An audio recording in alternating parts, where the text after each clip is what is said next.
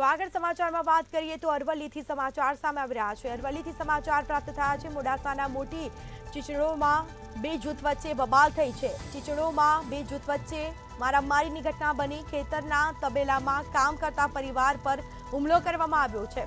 ભાજપ કે કોંગ્રેસમાં મત આપ્યો બાબતે માર માર્યો છે। સરપંચ સહિત ટોળાએ હુમલો કર્યા હોવાના આક્ષેપો કરવામાં આવ્યા છે।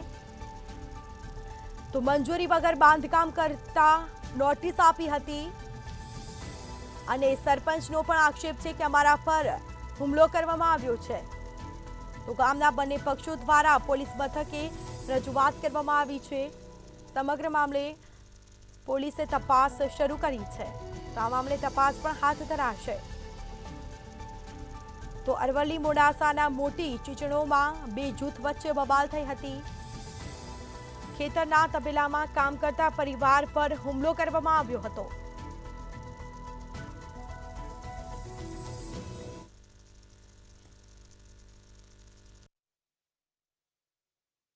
અમે અમારા ખેતરમાં કામ કરતા હતા, દૂધ કાઢતા હતા અને પુંજારા અમૃતસિંહ દુરસિંહ સરપંચે અમારા ઉપર હુમલો કર્યો અને કાલની ચૂંટણીની અદાવતના લીધે એમને અમારા ભાજપ પક્ષ હેઠતું હતું ને એમના કોંગ્રેસ હેઠતું હતું।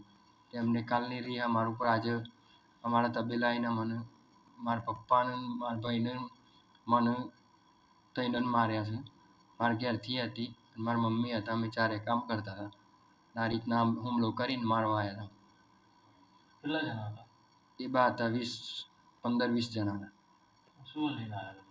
હથિયાર પાઇપ હતી, દંડી લાકડી હતી અને મને માર્યો છે કોઈ પાસે લાકડીનો ઘા માર્યો। બોલો। હું પુંજારા અમૃતભાઈ દુરાભાઈ મોટી ચીચણો ગ્રુપ ગ્રામ પંચાયત સરપંચ તરીકે 2.5 વર્ષથી ફરજ બજાવું છું।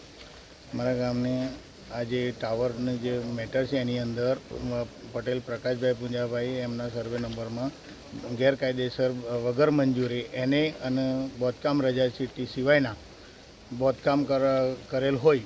મેં પંચાયત તરફથી પંચાયતની ધારા 1993 મુજબ એમને નોટિસ આપેલી 4 તારીખે નોટિસ આપ્યા પછી 3 દિવસ સુધી રાહ જોઈ, ત્યાં સુધી એ લોકોએ કામ બંધ કરેલ ના હોય।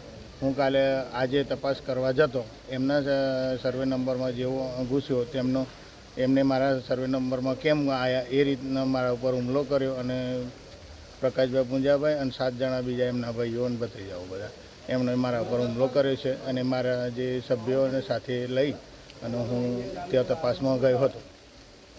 કોઈને ઈજા થઈ એવું કોઈ? મને પાછળથી એમના ભાઈ ભત્રીજાએ હુમલો કરેલ છે અને મને મારેલો છે।